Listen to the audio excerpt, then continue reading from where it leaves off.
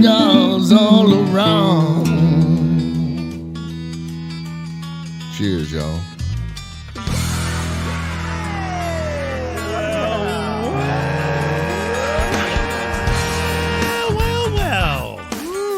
Welcome, ladies and gentlemen, to this fine little radio program and podcast known internationally as the world-famous Smokin' and Toastin'. We're up to show number 203. I got that right, didn't I? Last week was 202. I think it's 203. I think we're Last good. week was 202. Don't start losing count on us now. Well, we are halfway to 500. That's so. right. Actually, we tell that as a joke, but we're really not that far away from being halfway to 500, because 250 will be halfway to 500. Then what are we going to say? So anyway, welcome to the show. It is a fine Thursday here in Houston, Texas, which is from whence we hail. But we are heard round the world, therefore the world-famous Smokin' and Toastin'. Hi, Mom. We are excited about today's show because we're going to be talking about the best cigars you can get for under $8. There's a great new little list that came out from Cigar Aficionado, so we'll review that. And then Ian and I also put together our own little list, although I think we miscommunicated a little. I was thinking you and I would do just our top 3. You thought I was looking for 8, so you did a full 8, didn't you? You know, I could swear that you sent me a thing that said, "Hey, let me go back. I'm sure that I probably did. The mess up was mine. Anyway, I've got 3. Okay, so you Ian's didn't actually 8. say. You said theme for tomorrow's show will be best cigars under $8. Will you make? Oh, you did say 3. Oh, well, you know what? That's my fault. The fact that you did 8 is just makes it even better. I was trying to make it easy on you. I didn't want you need to to learn to pay attention. I didn't want you to have to come up with 8, but if you found 8 that you like under maybe $8, I could read directions or something. I don't know. I'll work on these things. Let's don't put too much. Let's don't put too much effort. I didn't know this was going to be a job. Come on, Cruz. You didn't know there was going to be math. They told me there was no math. Anyway, thank you, ladies and gentlemen, for checking out the show today. Quite a bit of cool stuff to talk about and taste. If you noticed on Mr. Twirlygig when we opened up the show, that is a bottle of Ron Centenario 20. It's a rum from Costa Rica. Now, rum age statements are not as strict, I guess, right, as some other spirits. So basically, what I read about this is the rum blend in this particular bottle is there's some 6-year-old rum in there, and then other rums leading up to 20 years. There is some 20-year rum in there. That has to be the case for them to say 20. But the entire bottle isn't rum that was aged for 20 years. It's a blend going between 6 and 20 years. So we'll be trying that. There are a few rums. When we had the Flor de Caña, they made a big deal out of that. You remember when we tasted the 21, the 25, or the 25, I'm sorry, that entire bottle is 25 That is year an actual rum. age statement. Yeah. So it'll be interesting to see how this, matches up to it. I think I would be surprised if it is as good, because that's probably that's a tough rum to beat. I covet it. I have that bottle at the house, and I just covet it. Sometimes I just look at it and go, and that one retails for $140 or so. Yeah. This one is more in the 45 range. So I'm not expecting it to necessarily be. We'll see if we can taste the $100 difference. Yeah, exactly. What does a $100 difference taste like? That'll be an interesting thing to find out. Also, some great beers on the show today from Brooklyn, New York, and the brewery called Transmitter Brewing. We'll be trying their I don't think we've had anything from them, have we? I don't believe we have. I was thinking that when I was putting the show notes together. I don't think we've done anything from Transmitter. That one sounds new to me. We've done several different breweries from Brooklyn, and there are some very cool craft brewing going on in the Brooklyn area. But this one is their G1 Golden Ale, so that'll be our first thing that we try on the show. Sounds today. like a nice thing to start on. And then you made a little side trip this weekend and checked out a brewery here in the Houston area that we have not sampled from before. Is that right? We haven't. I've actually had their beers before. My wife found this place. She was one day bored at the house. I think I was either working or out riding my bike in Austin or something like that, and she got bored, and she's like, I'm going to go find somewhere to go. And she found this little brewery called Sigma Brewery. Now, you can get some of their beers, I believe, at Specs. Right, because I've actually had their Hazy Pale Ale, which I bought at Specs in one of the little mix packs. And it was quite good. So we were at the New Potato having a cigar.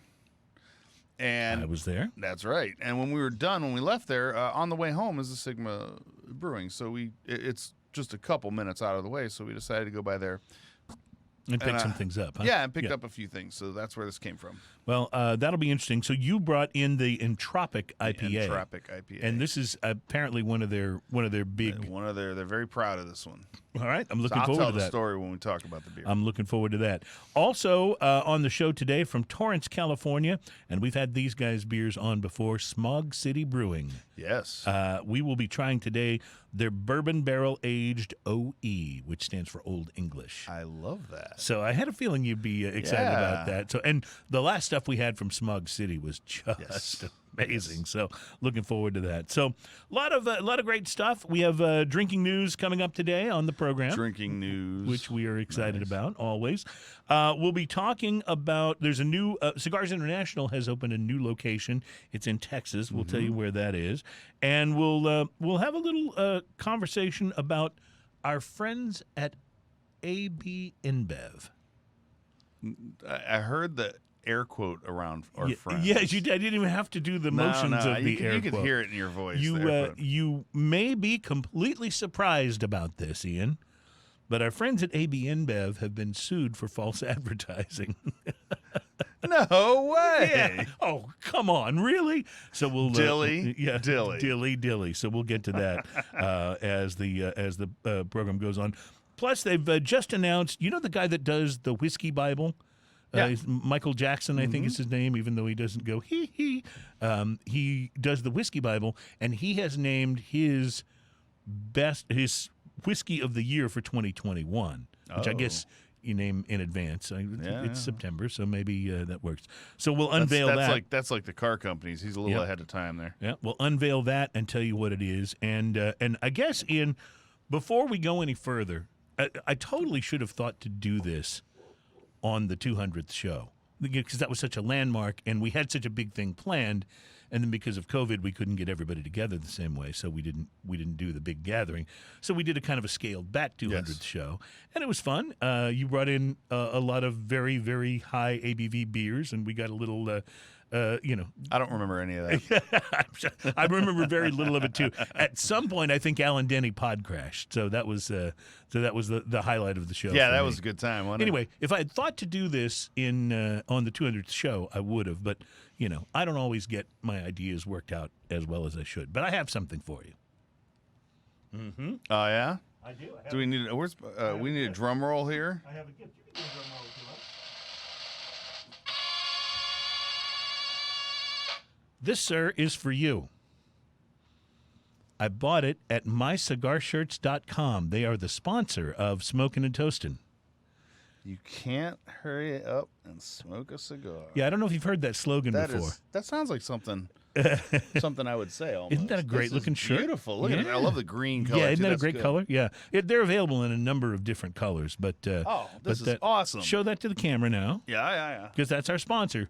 MyCigarShirts.com is our sponsor. They have a number of different very cool cigar-oriented shirts, and they started about $20. So. Hey, Adam, would you flip this over so I can see what I'm doing here? Because there you go. Make sure. There we go. Now we you get a good camera shot of that. Close camera shot. I just thought if that's something that I've heard you say before, that you needed to be able to wear it. Feels like something I would say. You need to be able to wear it from time to time. So now you can. Happy 200th show a few weeks late. We'll consider that the S&T uniform. There you go. That's perfect. And they have a lot of shirts there that I really like. Should you be so inclined to go, shopping for my birthday or Christmas or anything like that. Yep. As a matter of fact, was your birthday last year? No, my birthday was last year. As a matter of fact, I distinctly remember it. Well, I don't remember all of it, but I remember some of it. So anyway, we're excited to be here with show number 203. We're excited to be brought to you by mycigarshirts.com. Please do check them out. It's a great place to go if you're, looking for Christmas gifts or holiday gifts of any kind for a person in your life that enjoys cigars, like yourself. I'm going to buy myself a Christmas gift from mycigarshirts.com. Awesome. So support the cigars. So Ian, I know you had a cigar this week because you and I actually got together this weekend. It's the first time we've gotten together outside of the show since all the lockdown stuff. Yeah, that's crazy, isn't it? We went out, had some socially distanced Tex-Mex, and That then was we so good, by the way. wound up outside at the New Potato, smoking a cigar in the rain, and it was a lot of fun. Actually, I really in enjoyed one it. of the rare times in Houston where the rain actually cooled it down a little bit. Yeah, it actually did. That's why we didn't object for a while. We just kind of sat there in the rain and enjoyed the weather. Until, in typical Texas fashion, until it starts raining sideways. Yes, and then we went up under the canopy and finished our cigars. Yes.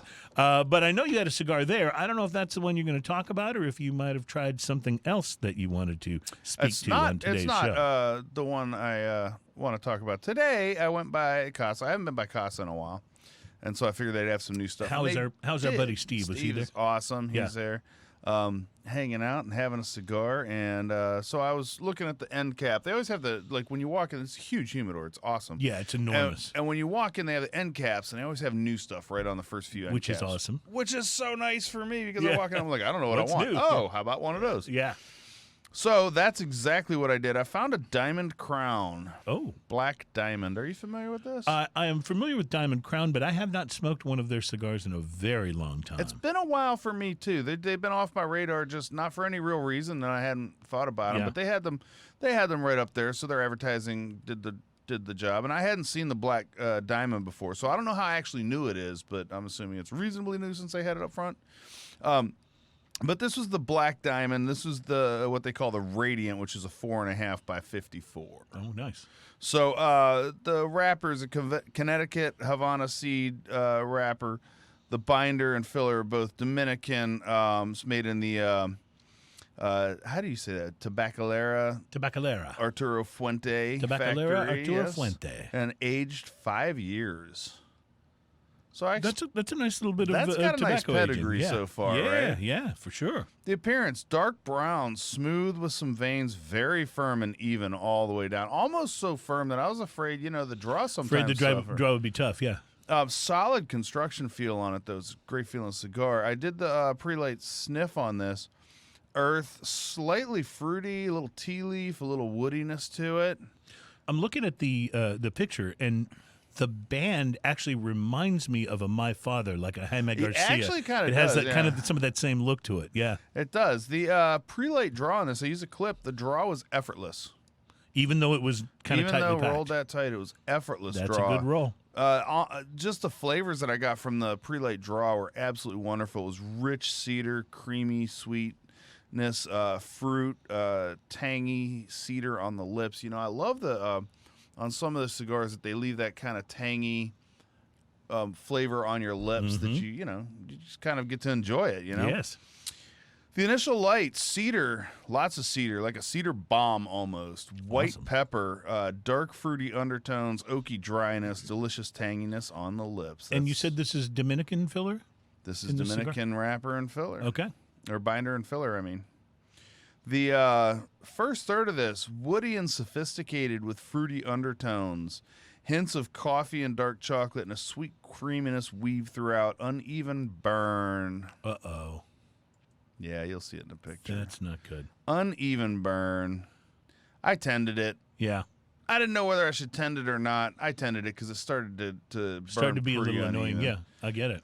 So I tended it. Had a really solid ash on it. The second third of this, dark fruit. Well, I can really see the burn now in that picture. Yeah. Dark fruit and sweetness move forward. White pepper on the back of the palate keeps a pleasant spice and balance for the sweet. For the sweetness, a cedar dryness on the finish, while a hint of dark chocolate and coffee keep constant. Uneven burn. I'm sensing a Had to tend it again. Yeah, I'm sensing a pattern Solid here. ash on it. I hadn't tipped my ash until after I wrote solid ash, and then I finally tipped it. It was a full half of the cigar. Wow. So that's kind of nice. Yeah.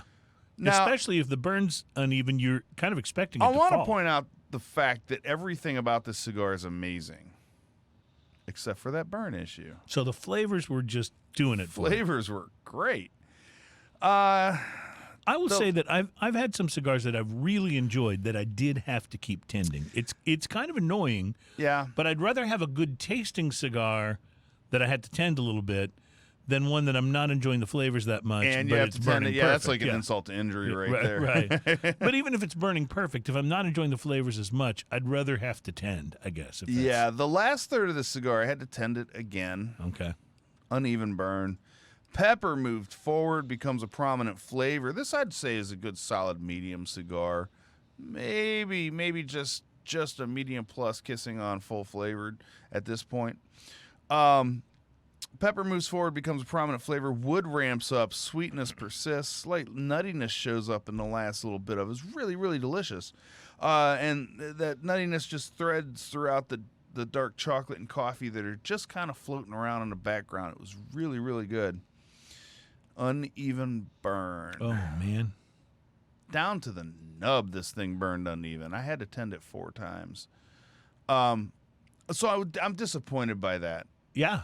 The price of this cigar, now keep in mind, this is a 4.5 by 54. It's 4.5 inches long. It's not a big cigar. Right. $17.55. Oh, now the burn is starting to. Now you become an understand why the uneven burn is an yes. issue to me. Yes, absolutely. If this cigar was $8 and I had burn issue and I enjoyed it this much, I would rate it above 5. Really? I wouldn't even care so much about the. That's how good the flavors The were. flavors are amazing in this cigar, and I hope that I just got one of those that, maybe this one just didn't burn right. Right, and it does, and it does happen. It's a good enough cigar to where I would think about maybe trying another. Even one. at that price. Even at that price, but I got to tell you, with the burn issues that I had on it, and that price. at almost $18. By the time you pay tax on it and everything, $18. Yeah. For a cigar, 4. 4. Yeah, 4, below standard. I mean, it just didn't burn right. So flavors were amazing. Hopefully you did just get like one that just didn't get I rolled hope quite so. right or whatever. But you would think they're obviously using some great tobacco in this for you to get the flavors that you're getting. So you would think that maybe if this isn't an isolated issue, maybe they're just not using good enough rollers. It might be part of the problem. If it's a consistent issue, Yeah. I would tell you this. If you're listening to this and those flavors that I talked about sound good to you, I would not discourage you from buying one. Mm-hmm. It's a pricey cigar. It's a super premium, and it's probably a special occasion cigar at that price almost. If you hadn't enjoyed it that much and had the burn issues, I'm guessing it would have been a 2 or 3. Oh yeah, I would have slammed it. But the flavors were so good on this, and the flavors were what I would expect from a cigar at that price point. I just don't expect the annoyance of having to tend it 4 times. Yeah, and it I just get kept doing that. Yeah, I get it. And I took a lot of pictures, as you can see if you're watching the video. I took a lot of pictures of this because I was just disappointed with that. So it gets a substandard on that. But I will tell you, if the flavors sound good to you, try this cigar and let us know if you have any burn issues. Yeah, we'd love to hear from you on it. It would be interesting to know. I'm hoping it's isolated. We don't do like half wheel. This is a cigar experience that we're talking about. We're not reviewing it really so much as just telling you what just we're kind of telling what happened when you smoked and guys it, like yeah. Half Wheel that do a very serious and comprehensive And by the way, review, they do great they reviews. smoke 3. Right. They smoke 3 of the same cigar of the same size and everything else, so that they can say if one of them has an issue like this, they can see if it's consistent or not. And we don't do that, so I don't want to slam the cigar too much just because of that. But yeah, I did have an issue with that. Well, it's good to know. Well, I find it interesting that on a show where our topic today is great cigars under $8, that both you and I smoked a more expensive cigar. double than $8. the price of that. Yeah. Mine wasn't quite It's as called expensive irony, as yours. sir. Yeah, mine wasn't quite as expensive as yours, but I decided it had been too long since I'd had a Padron anniversary. Oh, there's nothing wrong with that. They're great cigars. I've smoked them before, but it's been a while, and I thought, you know what, I need to revisit because I've learned to like a lot of other things since I've had one of those.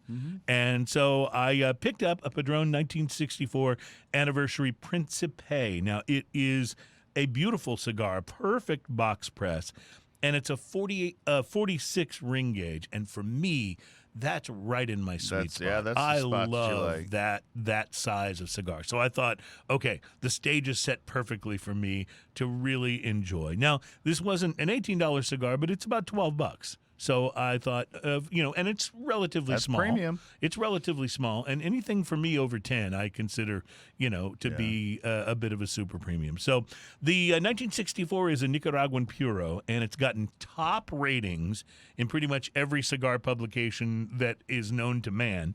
Like I said, I'd had one before, but I actually don't buy a lot of $12 cigars. Yeah. My sweet spot's kind of around 5 to 8, Yeah. and that's kind of where I go most of the time. So it's been a while. Pre-light on this was nice. Notes of leather and cedar, a little bit of sweetness on the nose. I used a punch and lit it up. The cedar wasn't nearly as evident once the cigar was lit. It kind of got replaced with notes of cocoa. Does this have the? I didn't look at the picture. Does this have the cedar wrap around it? No, this one does Okay. not. This one is not one, and it didn't come in a tube. This was basically came naked, and I don't think it even had. I'm trying to remember. Oh yeah, it did have a cellophane wrapper on it. But anyway, the notes that I got once I began to smoke it were cocoa, a little bit of pepper. It did not have the big Nicaraguan pepper blast in the first third, and it seems like I've been saying that a lot lately, but I'm so used to that with Nicaraguan cigars. Yeah. The last several I've had have not really done that. There was some pepper, but it was more of a hint of pepper. Around the beginning point of the second third of the cigar, I started to now get some of that pepper on the finish, Yeah. started coming in a little bit. It was fairly mild, though, given the overall strength of the cigar, and it was really actually That's quite a beautiful pleasant. cigar. Quite pleasant. In the final third, the cedar made its way onto my palate, and the pepper ramped up a bit, but it all mixed in very nicely with the creamy cocoa notes. Now, unlike your experience with the Diamond Crown, I can't say enough about the excellent construction of this cigar. Box press cigars are actually a little tougher for rollers to get to where they burn super even, but Padron, they pull it off perfectly. In fact, they're pretty well known for how good their construction is in their cigars, and this one burned the way that a $12 cigar should. I mean, it was razor sharp. If that picture's still up, it shows it in the ashtray. It shows a nice long ash. That was the point where the ash broke off, and it only broke off because I set it in the ashtray, and just the angle of it kind of broke off and stayed there. In fact, I think the next picture is just the ash sitting there, looking completely like itself. But anyway, great construction, super straight burn all the way down. I'll accept some minor construction issues on cigars under $10, but at this price, or at the price that you pay, it should be perfect. And in this case, it really was. You can see in that picture almost down to the cigar band and just super straight all the way that's through. awesome. So very cool. So this particular cigar, as I said, was $12, about $12. You can find them online if you look carefully. For closer to like 10.5 if you buy a box, but you're not going to see any big specials running on this because it's often sold out, completely at full price. So if you're going to spend $12 on a cigar, I would say this is a good one to choose. It was very smooth for a full-bodied smoke and tasty all the way to the end. Price to quality at $12, I'll give it a 5.5. But if you can find it cheaper, at least a 6. I mean, this is a great cigar. Nice. If this were $8, I'd be ringing bells and shooting off fireworks. You know what I mean? Right. Well, Padron, man. Yeah. I mean, there's they're a good. reason. Now, but the demand and the quality of the anniversary series, all the ones that say anniversary, has driven the price up on these over the last several years. But it's still, I think, very much worth it. You can spend more than that on an anniversary. This was a smaller one, so it wasn't quite as expensive, but it was really good. Okay, it's time to start tasting. I'm excited about this Transmitter Brewing G1 Golden Ale. Also, I'm thirsty. And I'm also very thirsty. Yes, that we've got that going for us today. So we'll be right back with the next segment of the show. Not only will we be tasting, but we'll begin to break down this new list of 8 cigars from, I don't think it's 8 cigars. It's 15 cigars. 15 cigars. Under $8 from Cigar Aficionado that they highly recommend. So we'll start with that list, and then a little later in the show we'll get to my list of 3 and your list of 8. So that'll be fun. Right. It's Smoking and Toasting. It's show number 203, and we'll be right back.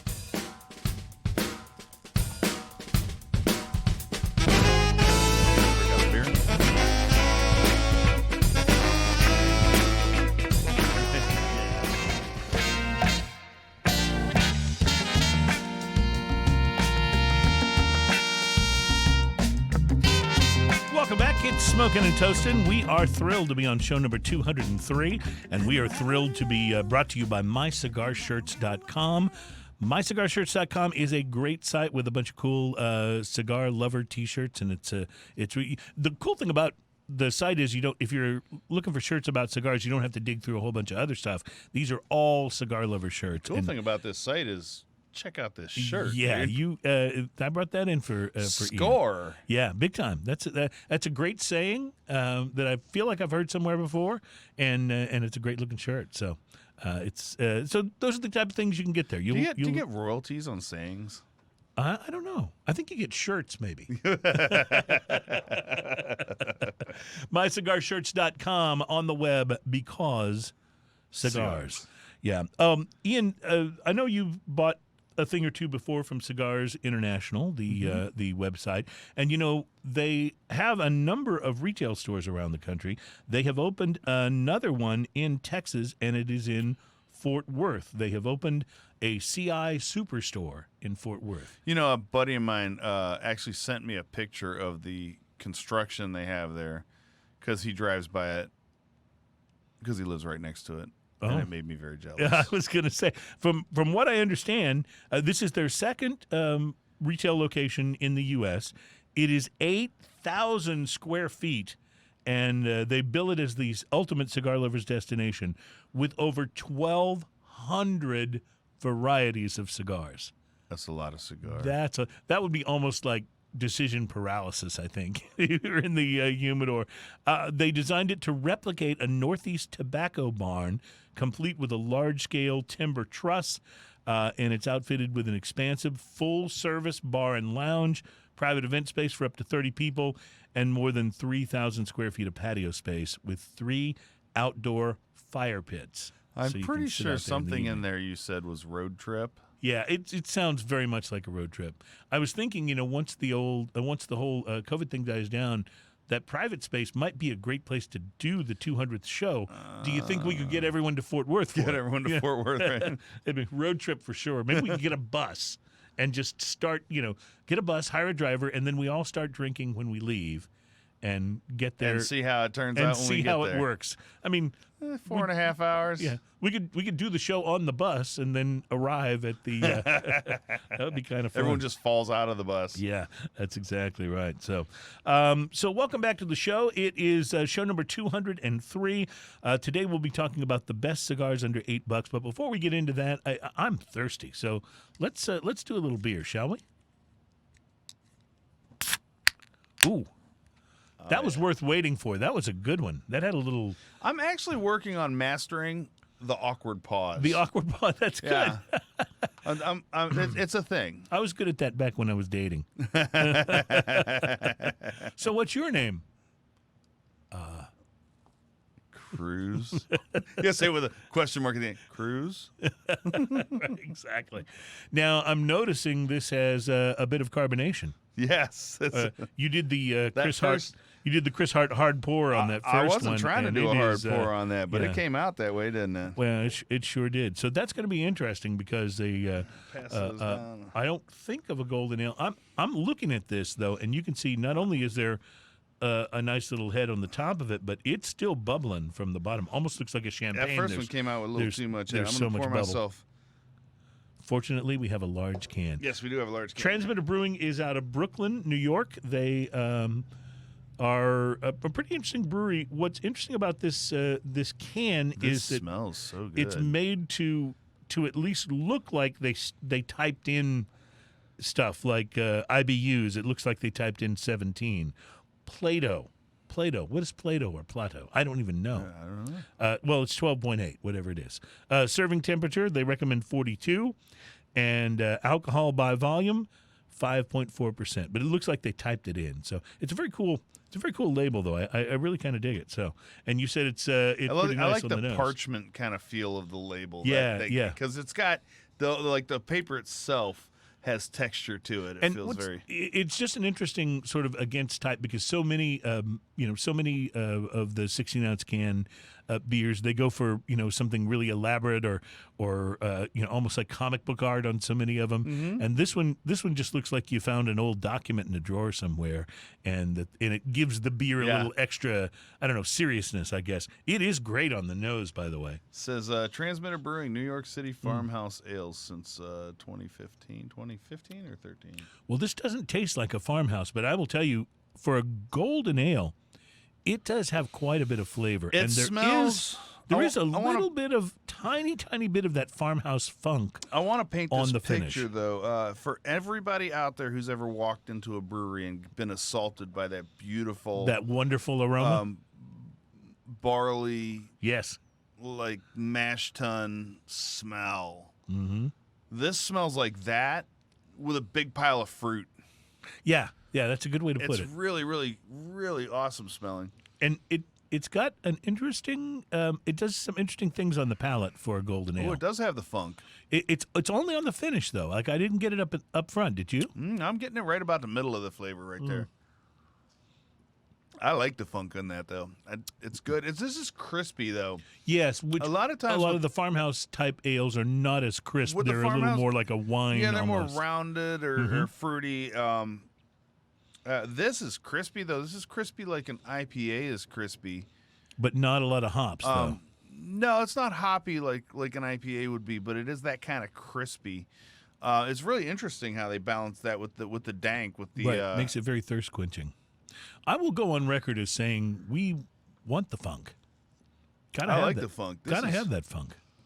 It smells so good. Yeah, it really. This is really.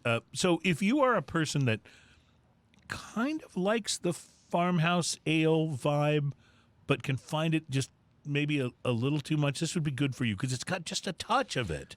And in the retro and you get hail, to- there's a you get to little of that experience it. funk, overripe banana kind of thing going on. In a very, very good way. by the way. I think this is delicious, and it is more refreshing than most farmhouse ales, which have a tendency to be all about the palate, not so much about refreshment. I would It's I good. would also say, I don't know. This would probably be a different flavor if I drank it straight out of the can because right now I'm so into the nose on this. Mm-hmm. And drink it. That's one of the things, when we drink, we always drink it out of the cups in here. Mm-hmm. So It does help you get a little more so of the we nose. can get a little more of that flavor.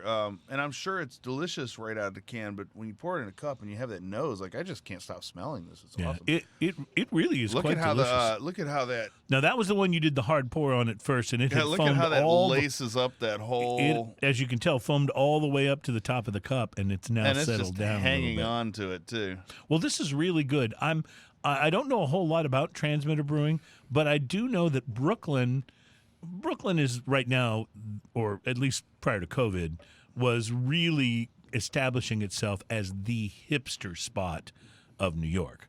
I mean, it was where all the the bohemian artsy types. When you get off moved the and- bus, they actually give you mustache wax. That's exactly Yeah, right. They do, and if you don't use it at some point during your first 7 days there, I believe they ask you to leave. Yeah, but it's but like it no part it, of the Brooklyn visa. It is totally like hipster central, and one of the things that has come out of that though is some very creative Brooklyn craft breweries, and we've had some great stuff from Brooklyn. Of course, just Brooklyn Brewing, they've been around for a while, and they've always made great beers. So I've loved their stuff. Brooklyn Brewing's awesome. Stan Nelson put in, I'm buying a shirt. They aren't asking me how I heard about them. I'd like them to know. And it's not like Ian to step right over a George Clinton reference. Yeah, that is true. It was already said. Yeah, there was a fleeting moment in my head where I thought, yeah, we want the funk. Yeah. But you already said it. Yeah. Okay. So you felt like you didn't need to go back and echo that. So, I'm for it. The G1. Yeah, they get 2 thumbs up on this one. This is big time. delicious. This is one of the more interesting beers. Now we've had some very interesting beers across the last several shows. Yeah, I'm yeah. reminded of that. I wish I could go to a tiki bar. That was so fun. That we tried. That was really different and interesting. But this is a little left of center, but in a very, I know you're very, gonna want some more of very, this. very good way. Yes, please. Thank you, sir. May I have another? Yeah, that's good stuff. So, Ian, let's take a quick look at the front end of this Cigar Aficionado list of great cigars for under $8. One of the things about Cigar Aficionado is I find that a lot of the cigars that get really good ratings there do have a tendency to be very expensive cigars. Of course, you know, people ask me sometimes, why did you guys start the show? And I always say samples. But Cigar Aficionado makes a big deal out of the fact that they actually purchase all the cigars. They don't rate and review cigars that are sent to them by the manufacturers. Of course, I'm sure they can smoke plenty of them. I don't think it's like they don't ever get free cigars from the manufacturers. Though they just actually buy the ones that they review. So let me hit you with a couple here that are under $8 from the Cigar Aficionado article, and we'll see if you or I had any of these. We'll call it on if it's our on your list. list. Yeah. They say it's never a bad time for a bargain, and the good news for cigar lovers is you don't need to spend lavishly to get a great cigar. They provide this section of high-scoring, budget-friendly cigars from their testing database. They've all been rated recently and scored at least 88. At least 88 on the Cigar Aficionado testing score. None of them have suggested retail prices of more than $8, which doesn't mean you might not pay more than that. If you're in California, they're probably all like 18. Yeah. But or in New most York. places, or New York. The first one that they list on their list at $7.70 from Nicaragua is the Flor de las Antillas Belicoso. It's a My Father. Nothing wrong with that. Yeah, it's a My Father product. Jose Pepin Garcia created this brand as a part of a tribute to his birth country of Cuba, which is the largest of the Greater Antilles, or Antillas in Spanish. And it has a sun-grown wrapper and a trademark double binder, which makes it kind of unique. That the Maduro is on my list. Yeah. Oh, yeah. They're. I mean, honestly, My Father cigars and Don Pepin Garcia. You're almost never disappointed there. Yeah. You know what I'm saying? Well, also keep in mind too. So I'm probably going to have more of these cigars on my list because I made a list of 8 because I can't read. Right. But that one, and I put specifically the Maduro is on my list. That's, By the way, this is bringing the funk now. so good. But I'm detecting more funk as I go, which isn't a bad thing because I'm really enjoying it. No, it's a overripe banana funk, and I'm digging it. And that is a good funk. Yeah. Yeah. We do. Did you see how I passed it up again? You did. I almost went there, and I thought, now no, it's a challenge. As Ian pointed out earlier, it's been said. Now it's a challenge. It's been said.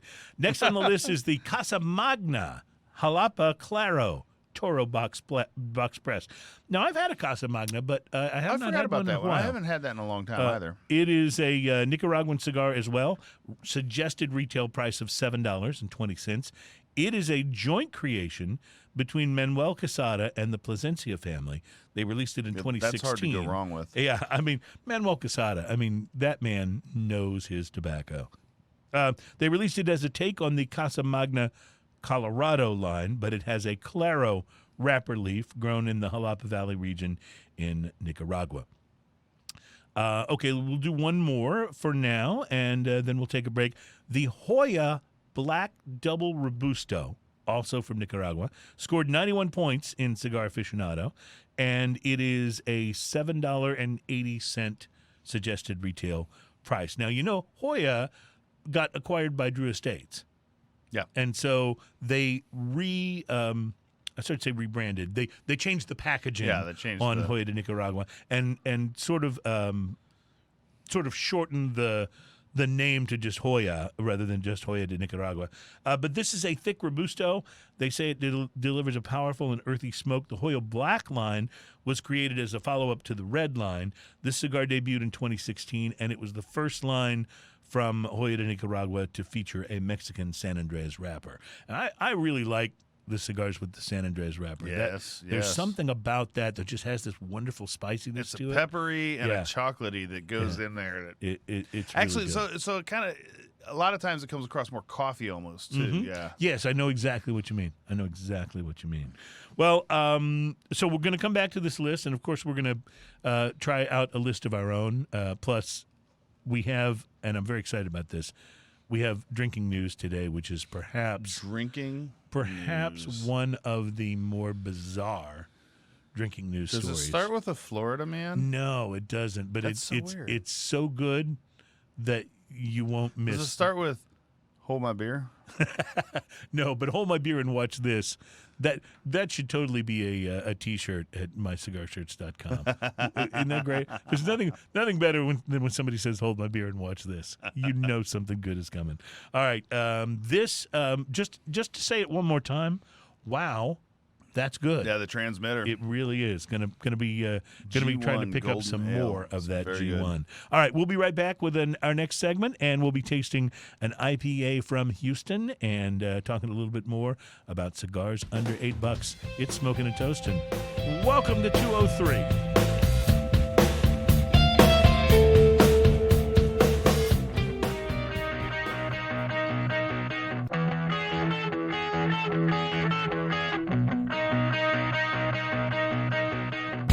Welcome back. It's Smoking and Toasting, and we are thrilled to have you enjoying the program. We hope you're enjoying it. Show number 203 of the show that's all about craft beer, fine spirits, and hand-rolled cigars. We are brought to you by mycigarshirts.com. Go and check out the cool cigar shirts that are on sale there. They start at about $20. A few of them maybe even a penny or two less than that. And they've got some cool sayings. So. The fabric on this feels nice. It's a nice shirt, isn't it? I noticed that when I was unpacking it and bringing it into to bring to you here. Also, the part where it's screened on, does it feel like, you know how some shirts have that screening and then you put it on and it feels like it's going to fall off right away? Heavy plastic stuck to you. No, this is nice. You know, that's pretty nice. Yeah, you can't hurry up and smoke a cigar. That's a great shirt. That forest green too. I hope this doesn't come as a big surprise to you, Ian. What? It can be kind of like finding out that the Easter Bunny isn't real or something like that. Yeah. Well, hold on. Slow down, Turbo. Yeah. You said what about the Easter Bunny? The Easter Bunny and the Tooth Fairy, by the way. Yeah. I thought the Tooth Fairy. Wasn't there a movie that was the Tooth Fairy? It was done by who was it? It was, I don't know. I don't know what you're talking about, but immediately I'm thinking Will Ferrell would have been the Tooth Fairy. Oh, was it The Rock? Was it The Rock? Yeah. I didn't see you it. Remember? You remember when Saturday Night Live used to have Eddie Murphy as the Tooth Fairy? Oh yes, that I do. That I do remember. That was anything with Eddie Murphy in it had a good shot at being funny. Well, you know, of course, that margaritas contain tequila. Yes. Okay. I'm aware of this. And a new lawsuit argues that if you advertise a beverage as a margarita with a twist, that customers should expect there to be tequila included or some kind of If liquor. it's called a margarita, yeah. Yeah, margarita with a twist. If I Unless said you call it like a virgin margarita, right, or but if I said to you, Ian, I've got a variation on the margarita, you would expect it to have tequila in it, unless the variation I was talking about was maybe I made it with a different liquor or something, right? All right, so if you don't put tequila in a margarita, you have sweet lime juice. Right. Basically. Yes. Yeah. I've had because a lot of the flavor of a margarita is actually the tequila that you use. Well, I was just about to say, I've had margaritas before where they didn't put enough tequila in it, and they're actually kind of sickly sweet. Yeah, it's sweet lime the juice. The tequila is what really balances it out and gives you that wonderful balance between the sort of sweetness of some of the mix that's in there, or the fruit or whatever, and that tequila flavor. A great margarita is perfectly balanced. Yes, you would agree with that, right? You have to have the right amount and a good flavor tequila. When you and I went out this weekend with our wives, we enjoyed some amazing margaritas that were only $1. $1. Can you believe that? They were terrific. Gosh, they were really good. Well, if you're familiar with the Bud Light Lime-A-Rita and other flavors in the Arita line from our friends at AB InBev, they don't have any tequila in them at all. A class action lawsuit has been filed against Anheuser-Busch, claiming that the company misled consumers with several of its drinks, according to a report in the Miami Herald. Aside from the tequila-less Aritas, the lawsuit also alleges that since the company's sangria and rosé spritz drinks do not contain any wine and the Mojito Fizz Spritz doesn't have any rum, that customers are being misled. How do you feel about that? All right, couple things. First off, I have no problem grinning at the fact that they're getting sued over this. Okay. Like, somewhere in the back of my mind is a bad, maybe it's on the shoulder, is the little devil going, that's pretty funny. Yeah. On the other hand, in my own mind, and this is just me, that when you precede any of those words by Budweiser or Bud Light, Yeah. you pretty much nullify everything after that. I get what you're trying to say. According to Now, I will also point out that a margarita, you are expected to have tequila in because it's called a margarita. If it's called a limerita, it's not called a margarita. Fair enough. So I could see that being a little bit of an abusive lawsuit. However, that doesn't stop me from grinning about it. The bottom panel of the packaging, according to the lawsuit, and I've never purchased a limerita and don't plan to, but the bottom panel of the packaging, according to the lawsuit, where no reasonable consumer would look prior to purchase, they say, does contain a small font statement that the margarita products are actually, and I'll quote here, malt beverages with natural flavors and caramel color, end quote. The suit also reportedly cites a commercial for the spritz drinks that shows a woman standing in front of a wine cellar. In the ad, she holds a wine glass filled with the spritz drink, which does not contain any actual wine, according to the lawsuit. So, even if consumers saw the malt beverage statement on the underside panel, the lawsuit says reasonable consumers are unlikely to understand the malt beverage statements as meaning that the products do not contain tequila, rum, or wine, respectively. I would, in kind of an echo of what you said earlier, I would actually be less worried about it being called a limerita, which is a stupid name anyway, than I am by the fact that it's a Bud Light limerita. Yeah. My expectations have immediately gone way down. When I got to call it a limerita instead of a margarita, I'm not buying a margarita in the first place. Right. So why not just have a But margarita? well, why not just abuse all this though, and we could say, hey, let's sue Taco Cabana because they have margaritas, but they're wine based. Well, that's a good point. Although I will say, aren't they? Like, I could be wrong on that. But I don't know think. about Taco Cabana, but like I know that there's a little bar that's in the downstairs area of my building that I go down to sometimes. It's the Market Bar. Yeah, I like Market Bar. And yeah, it's a great place to go. They've got great beer selections, and they make some great cocktails. They do not, however, have a liquor license. They have a beer and wine license. So all of their cocktails are wine-based. But they clearly state that on the menu. So you know you're not getting a, Well, that makes a difference when you say, hey, this is actually a wine-based thing. If you're getting a Manhattan off of their menu, you know it's not a Manhattan with whiskey in it, And if you're drinking a limerita and the statement is on the bottom of the and you have to think very purposely hidden on the bottom of the packaging. Of course, yeah. Who's seeing that? Not me. Like, is it on the bottom of the can? I think it's down at the along the bottom rim of the can. Oh, okay. I thought you were talking about I don't think on it's the the actual underside, bottom. Because I was like, only your friends are seeing that. And they're not reading it. Well, the way I look at it, the biggest problem with you having a limerita is that you're having a limerita. Get a good drink, for God's sake. It's not that difficult. Yeah. It's not that difficult. You know what? Buy a Bartles and James. You know what? Here's the deal. I've had wine coolers before. They're okay. Yeah. So here's the deal. Drink whatever you want. Yeah. You know what? Right. I don't actually care, and I'm not really gonna diss you on that unless you're saying, "Hey, I'm having a beer," and you grab a limerita. Then I'm gonna laugh. Then I'm or gonna if be like, you say I'm not having a beer. margarita. Or and you grab a margarita. So you're fooling yourself, and you can't believe it. See, I just sticks See, to everybody. I know you did, right? And it was actually a much what's the word I'm looking for? It was a much subtler reference than my We Want the Funk. I stepped over George Clinton, but I sticks to everybody. So.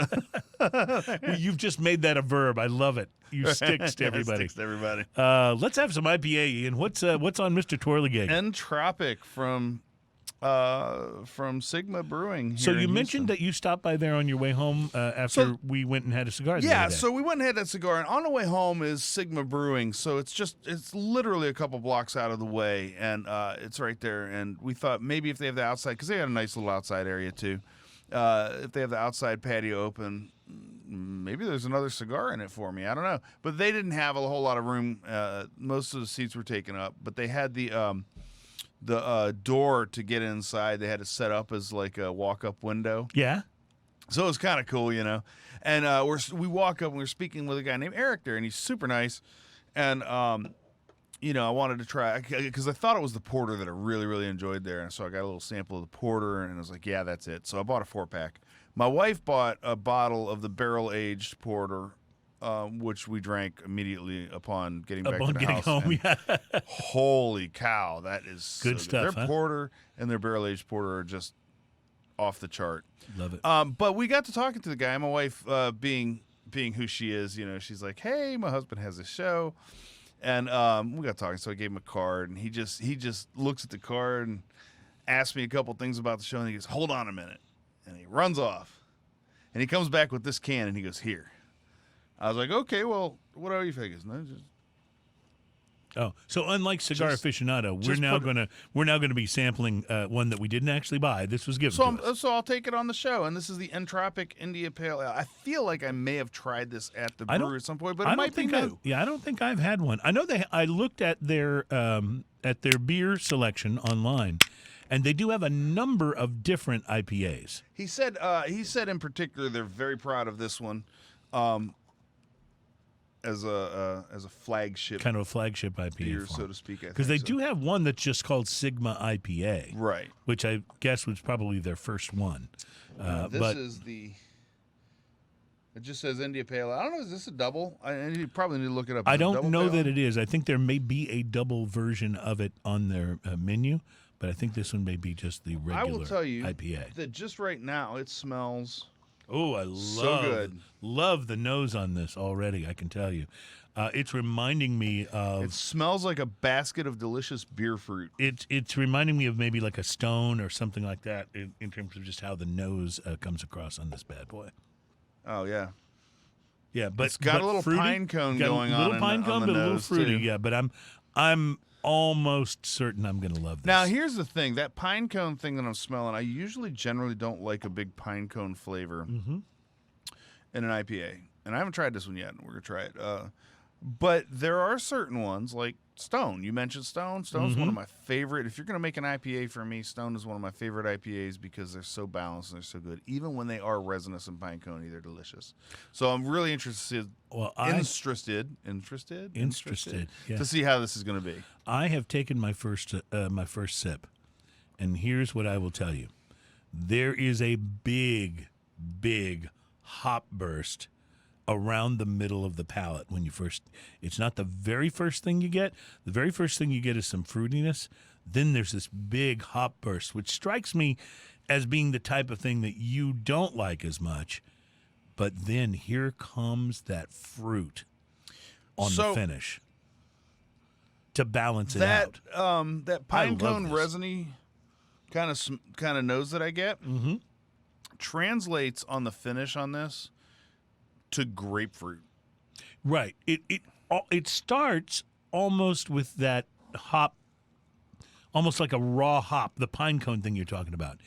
And then it's almost like it just dissolves into a grapefruit finish. Yeah, it's big and piney right up front, but then it changes. I'm going to tell you something. I love this. This is unusual. I love this. This is good. This is going to climb right into my top 5. That fast. Yeah. It's good. It's good. The balance is good. The finish is amazing. How well it finishes, even with that, So it says Simcoe and Mosaic hops. So here's what's interesting about this particular IPA, Ian. My favorite IPAs have a tendency to be one thing or the other. They have a tendency to be either very hoppy, like a Stone IPA, for example, balanced but very hoppy, or they're very fruity, very hazy, very juicy. This is probably one of the best examples I've ever seen of being both. But it's not hazy either. Right, but it's not a hazy. Exactly. but it has that fruit from. Did you say it had Mosaic in it? Mosaic and Simcoe is what it says. Yeah. on So top. I'm wondering. Maybe it's just a combination of the two. I don't know This because I've is- had this is some good. Mosaic hop IPAs that are very fruity. And I'm willing to bet that if you were smoking something with a Connecticut wrapper, that this would be just fine. There's just enough of that finish going to the grapefruit flavor to keep it, I think, from fighting with that. Yeah, cigar. because it's grapefruit. So, but it's not like a bitter, like, oh, I can't handle that. I'm digging it. This is outstanding. I'm digging it. I think it's just. This might be one of the absolutely best wonderful. IPAs I know of, like in Houston. Wow, that's saying something. Because remember, St. Arnold's got that noble haze. That's really good. That's too. a tough thing to fight That's with. really good. You got to talk about Spindle Tap. I mean, some of those IPAs. But I'm not including the hazy. And Spindle Tap's thing is hazy. Oh man, like, they're so good at it. Like it's hard to find another hazy in town that's as good as a Spindle We got to Tap. get them back on the show. Their beers are so good. I mean, and if you know one, hit me on the hit me on the show notes or the comments and stuff like that. But this, I'm actually pouring a second of this. While you do that, let me give you a few more cigars from the Cigar Aficionado list for Lay it on me. great cigars under $8. The Mbambe, which is the capital M, capital B. Oh yeah, Mbambe Habano Corona. It is a Costa Rican cigar. I just reviewed one of those a couple months ago. Certainly Yeah. did. I remember you liked it quite a Yeah, I bit, did. too. They rated it 91 points, $7.49. The Corona, they say, is the only cigar, this particular Corona, is the only cigar on their list that was made in Costa Rica. And we're going to be trying a Costa Rican rum today, too, by Nice. the way. But that's a rarity in the cigar industry. Not a lot of cigars made in Costa Rica. It's rolled with an uncut foot, sports an Ecuadorian wrapper, and binder and filler tobaccos from Nicaragua and Peru. And they rate it 91 and highly recommended on this list. I actually can't stop drinking this IPA. It's really good, isn't it? This I'm is enjoying this This immensely. is outstanding. The next cigar on the list is the 7-20-4. 7204. Hustler Series Dog Walker. It's a Honduran cigar. Have you had one of these? I've had one. I don't think I've had one of these. It was a small cigar. I remember having right. a very small They cigar. call it the dog walker because it's just Right. just the amount of time it takes you to walk the dog. You could enjoy. I think the I bought cigar. that. I was at Lone Star Cigars and had them, and I just picked one up because it looked interesting. It's $6.50 suggested retail price. It scored a 90, and it is made in Honduras. It's rolled with 2 alternating cover leaves, one light, one dark. It's the barber pole type effect. And it's stronger than it looks, they say. It's a blend of Brazilian Matafina, an Ecuadorian Connecticut shade wrapper, a Costa Rican binder, and Nicaraguan and Honduran filler. And it makes the list with a score of 90 from Cigar Aficionado. Also with a score of 90, this one I know you know, the Arturo Fuente Hemingway short story Maduro. That's on my list. They call it a striking little perfecto. Comes with a near black Connecticut broadleaf wrapper with Dominican tobacco, and that is on your list of That 8. is on my list. Nice. Let's do one more here before we take a break. The EP Carrillo Dusk Robusto. That's a good Is a cigar. very, very good cigar. They scored it 90 points. It comes in at $7.15 suggested retail. The Dusk line was created by Ernesto from EP Carrillo as a tribute to industry legend Silvio Perez and was named after Perez Carrillo's favorite time of day to sit outside and enjoy a cigar at dusk. Nice. It is a near black Connecticut broadleaf wrapper, Ecuadorian binder, Nicaraguan fillers, and one of the strongest cigars on the list here. I've had a Dusk. I like them a lot. Yeah, it says one of the strongest cigars, but don't let that turn you off because it's in the realm of full flavored, but it's not like a Roma de Cuba or Right. It's not gonna do it's a not diesel like on you. knocking you on your butt. Yeah. kinda. All right. We'll come back to this list, and in our next segment, we're going to be trying some rum in the next segment. But I'm also excited to get started on your list because you made a list of 8 I did make a list. cigars. We know what one of them is, but we'll see what the other. We'll see what the other I think 7 we are have 2 going of to them off the list so far. be. Oh, we have 2 off the list. Okay. Yeah, because we All right. had the my father as well. Oh, okay. Very good. Well, we'll come Now, back. I specifically put the Maduro, but I don't know if that makes that We'll much difference. finish the Cigar Aficionado list and get into Ian's list. Plus, we'll get into this bottle of rum on the next segment. It's Smoking and Toasting. Thank you guys for hanging with us for show number 203. We'll be right back.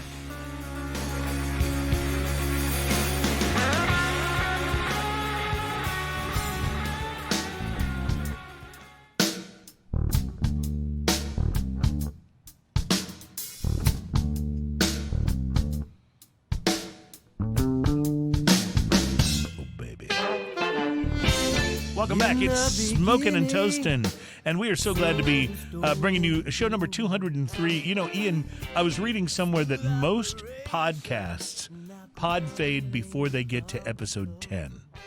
That's pretty. It's called pod fade. That's what they call it. Yeah, that's the podcasting word for it is pod fade, which means they either like slow down to where they do like one a year or they go away completely. You know, and so I'm pretty proud of us for 4 years. 4 years of this for 203 shows. But you know what I think the secret is?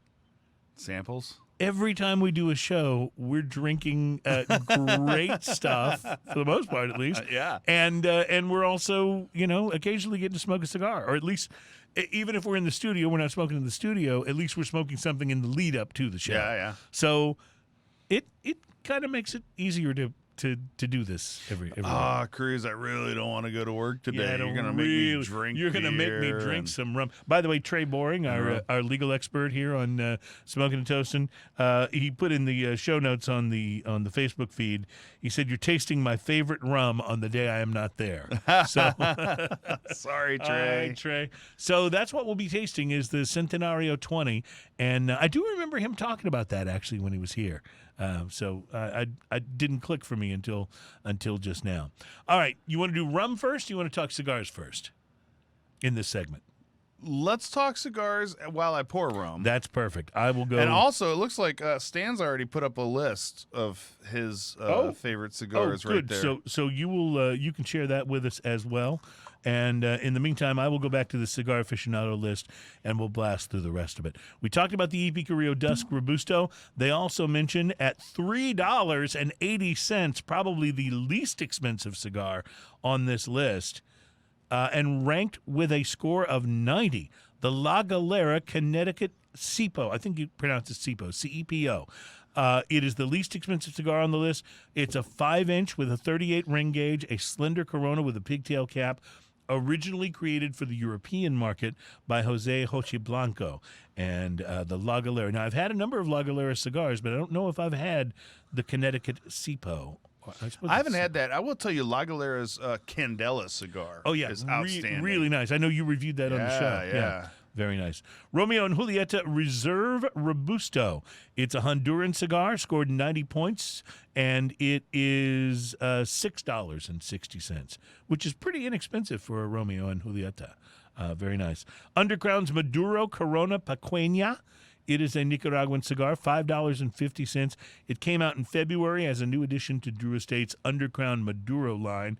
And it's 4 inches by 44. Undercrown Maduros are so good. It's a very small one. So this is a dog walker of sorts. 4 by 44 is a pretty small cigar, but getting delicious. Getting one that small gets it in under the price range. La Flor Dominicana's 1994 Tango, scoring 89. It is a size added in 2015 to the 1994 line, and it is 1994 commemorates the year that La Flor Dominicana was founded. So it's a good-looking cigar, too.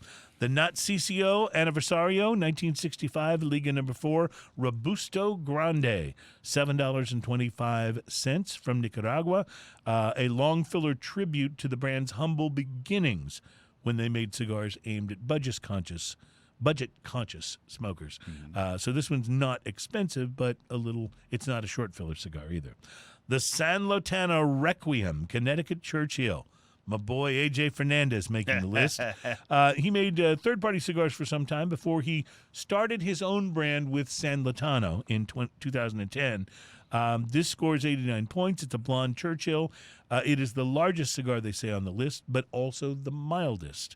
So the San Lotanos really vary a lot in strength. Yeah, they got a lot of range strength-wise. Mm-hmm. They really do, because I've had some San Lotanos that are, I would almost say, are full-bodied. Yeah. So, yeah. Also on the list, there are 2 more. The Villager La Meridiana Corona. It is a Nicaraguan cigar, scored 89 points. It's $6.50. It is made at the Fábrica de Joya de Nicaragua, South American factory in Nicaragua. The wrapper is aged approximately 4 years to get a certain flavor and color, and it's named after a long discontinued Cuban cigar brand that disappeared after the revolution. And finally, the Ilusone Fume de Amor Lagunas. Is it now? You've had Ilusones before. Is this one that you've had? I don't know that one. It's a $7.50 cigar. It's from Nicaragua, and the Fume de Amor translates to smoke of love. Smoke of love. I like that. That'd be a good shirt for mycigarshirts.com.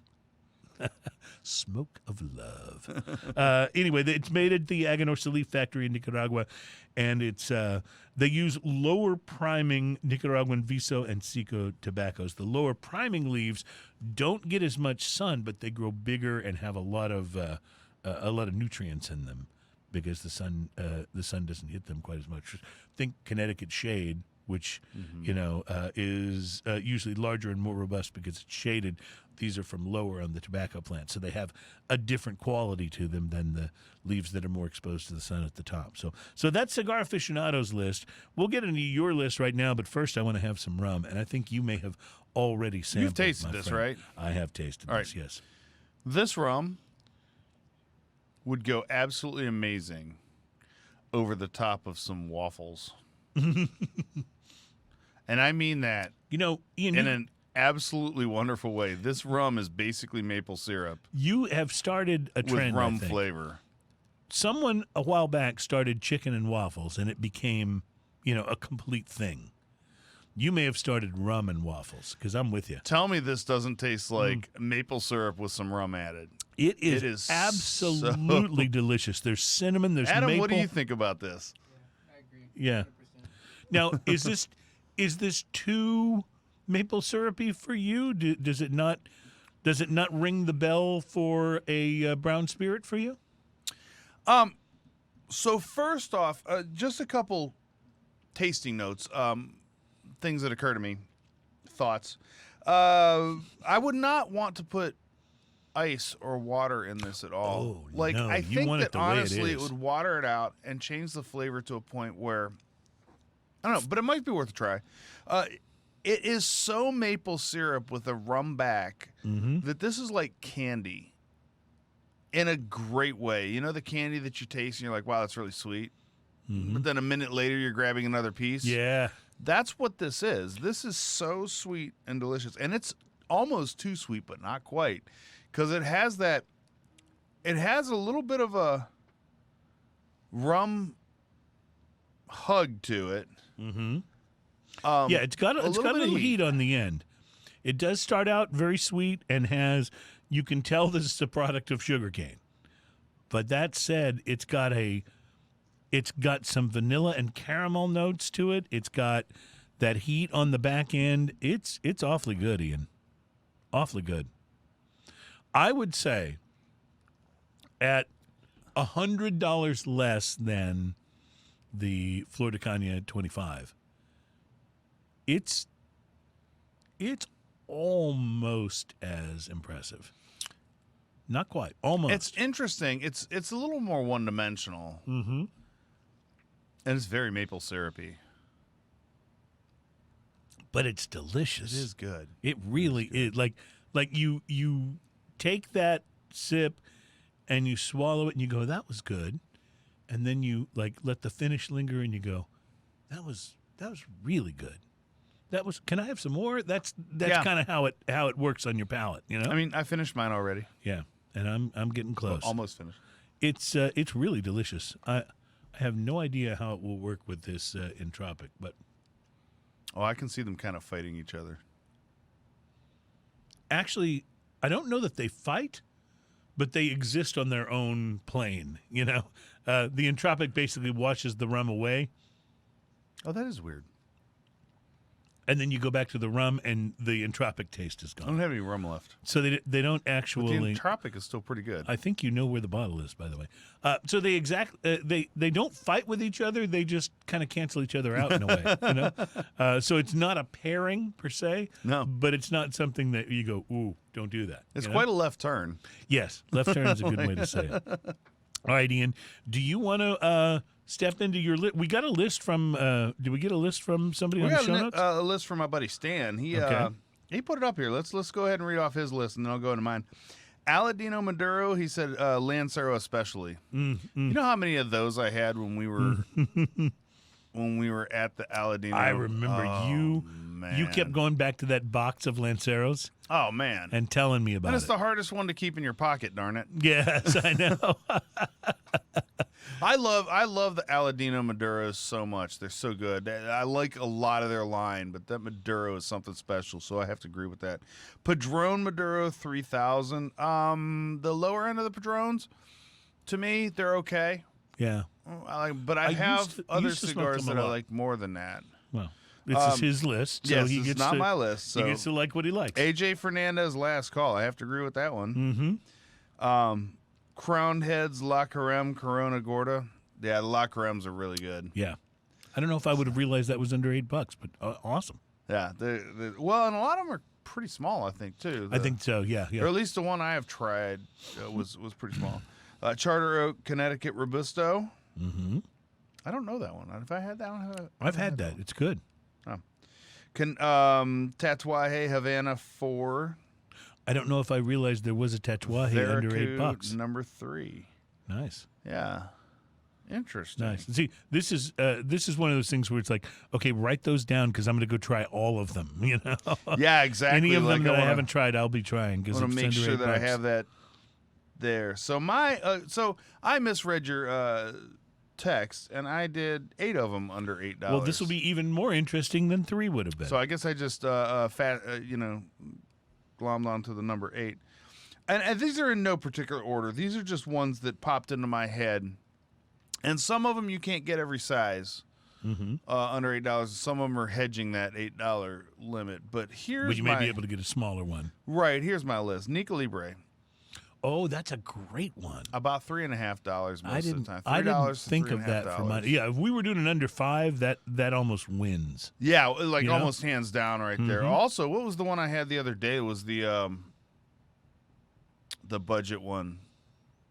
I'll think of it in a minute. That a buddy of mine turned me on to. Let's see, Perdomo 10th anniversary Figurado. It's the only one you can get under $8. It's about $7. Awesome. Yep. And do yourself a favor, if you buy those, make sure you have a bottle of the Glenmorangie Original 10. Nice. They form like Voltron. They're amazing. Love it. The Nub Maduro is a favorite of mine. It's $6.50 to $7.50. You'll find it sometimes more expensive at places, and if you get it in a tubo, it's always a little more expensive. Right. But most of the time, you can find it in the $6 to $7.50 dollar range. Yeah, and if you find it on a special, like I did the other day, where I got it for like $4 a cigar. Nice. Yeah. Yeah, that's a little hard to pass up. Do it. Rocky Patel, The Edge. Nice. I mean, those come in at 6-ish to 7-ish, most of them. It's a great cigar. The whole line of The Edge is in that. You know, I'm not even saying this one. I'm saying that whole line. My father, the Maduro, the one we talked about earlier, but the Maduro version is my favorite, so I included that. It's $7-ish is what I put down. Like it. Hoyo by AJ. Yeah. You like the black, don't you? The black is my favorite, but they're all good. Yeah. Like, they're all good. The black I definitely like, though. Let's see. Fuente Short Story. That was on the list, obviously. Yes, sir. And the Oliva V, Series V. Can you get a Series V for under $8? The smallest one. Nice. And it's worth every penny. And Yeah. that's a great cigar. So the Oliva cigars are always affordable. They're mostly just right outside the price range of what we're talking about here. However, I had a Series V this week, but it wasn't $8. the bang for the buck on an Oliva cigar, and they don't, No and question. they're premium, but they don't put their cigars outside of a price range. Even their Melania, which is Like, I mean, that smokes like a special occasion cigar, and it's $12. Mm-hmm. Like, that's pretty amazing. Yep. That's high. So that's my list. Those are my favorites in that price range. Those cigars make me happy. What did you put down? Those are great selections, by the way. Now, I only did 3, but here are the 3 that I picked. At number 3, I chose the H. Upmann by A.J. Fernandez Robusto. I wanted to put that on the list, but I had a couple others that hedged it out. You can pay more than $8 for the other sizes, but the Robusto you can find for $8 or less. So it makes the list. And number 2, not to glom onto your list, sir, but I did pick the Rocky Patel Edge Habano Toro. That's my favorite of the Edge line, and it's just a spectacular cigar for like very reasonable money. Well, the Rocky Patel Edge, though, like, it's hard to go wrong with any of that line. Mm-hmm. Like, You're right. Then he's got Anything enough different flavors of the Edge to the where Edge Maduro any is smoker, terrific. Yeah. any smoker can find one in that line that they probably like. And finally, at number 1 for me, the Hoya de Monterrey La Amistad Silver by AJ. I love all of the Hoyas by AJ, but the La Amistad Silver is, to me, one of maybe the single best bang for the buck cigars that you can get. And I always try to make sure I have some in my humidor, which is not an easy thing to do, by the way, because when I have them, I smoke them. Dude, my humidor is so beat up right now. I got to bring you some cigars. I got to bring you some cigars. I brought you a shirt. Then maybe I should have brought you cigars. Well, yeah. Yeah. Then again, it's my birthday coming up. We'll go have cigars. Okay, that's fair enough. I like it. All right, we're going to take a break. When we come back, Drinking News is on tap, and we're going to be trying something that I really cannot wait to taste. It's Smog City Brewing's Bourbon Barrel Aged OE. Oh, yeah. OE stands for Old English, and so I'm very excited about breaking into this. Is it an old ale? It is from this year, I think, so. So we'll get to that. You can read all of the inscribing on the label to us when we do our sampling. That'll be coming up in the next segment. It's Smoking a Toast in number 203, and we will be right back.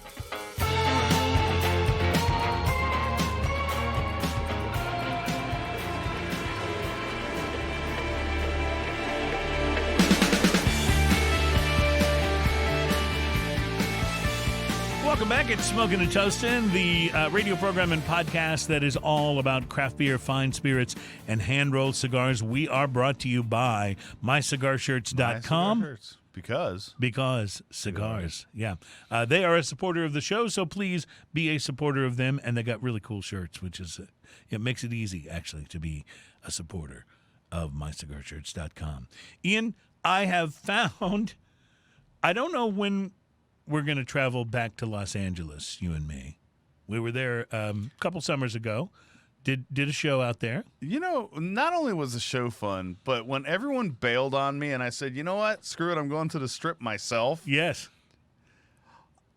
I walked into the bar and watched Dokken play. I know. Like, how much better does the Sunset Strip get than that? That is so Sunset Strip, actually. And I'm going in there anyway. Who's playing tonight? Dokken. Okay. The greatest thing about that is I remember we were all staying at this big house. You were there. Uh-huh. I was there. Adam was there. Adam's wife was there.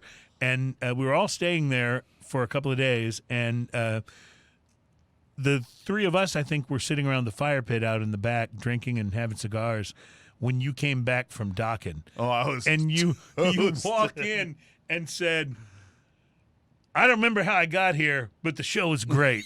I think you took an Uber. But, Ubered. Ubered back. I don't remember the Uber ride at all. Yeah. I do remember actually coming back, but I don't remember the Uber ride at all. Well, next time you and I go, it may not be an Airbnb that we stay at. Oh, yeah? Because I think I've found our destination, my friend. Tell me about it. It's a new hotel that's opening in Los Angeles. And forget smoking or non-smoking. Is this just a story or is this drinking news? This is just a story. Oh, okay. A new hotel is opening. It's in the works in Los Angeles, and it is a whiskey-themed hotel called the Whiskey Hotel. Oh. It's a 7-story building. It's in the early stages of construction. Whiskey Tango Foxtrot, my friend. It'll include 134 rooms, and it's expected to open in Hollywood in 2022. Get this. Guests will receive a complimentary serving of whiskey when they arrive, according to reports. And the hotel will also include, this is why we're going, because I have to see this before I die. This is bucket list. The hotel will also include in the lobby a whiskey fountain. What? A whiskey fountain. A fountain bubbling whiskey. I don't even know what to This is like say. Willy Wonka and the Chocolate Factory for big kids. Yeah. A whiskey fountain, my friend. There's also mini bars, of course, in the rooms and a rooftop bar and restaurant. It's being developed by Adolfo Soaya, who is a restaurateur behind a variety of bars and restaurants throughout Los I love Angeles. your vision, Adolfo. Yes, but the Whiskey Hotel opening in 2022 in Hollywood. We're booking rooms, my friend. We are so going to the Whiskey totally gotta do Hotel. We totally Does got to do that sound great or We what? got to reach out to them and be like, we're media. Yeah, that's right. Well, we'd love to come and do a show at the Whiskey Hotel. That would actually, in like all kidding aside, that would be a great place to do a show, wouldn't it? That'd be amazing. That'd be a lot of fun. We'll do a show by the whiskey fountain. You can hear whiskey bubbling. And the end of the in show would fountain be behind terrible because we'll be drunk. We'll just do 2 segments. It's a 2-segment It's a show that went on for 4 hours. that went on for 4 hours. Yeah. By the way, just speaking of whiskey, I wanted to pass along. I like whiskey. I mentioned this at the top of the show. I was wrong. I said Michael Jackson as the Whiskey Bible Right. guy, but it wasn't him. It was the other whiskey critic of some note, Jim Murray. Gotcha. You've okay. heard of him too, right? He's a top. Well, Michael whiskey Jackson critic. did though. I thought he did the Whiskey Bible though. Right. Right. This guy though is the guy that does. He is a Whiskey Bible author according to this article. Okay, then which was we may just be wrong released about Michael Jackson. in Maxim. Whiskey Bible author Jim Murray has announced the best whiskey in the world for 2021.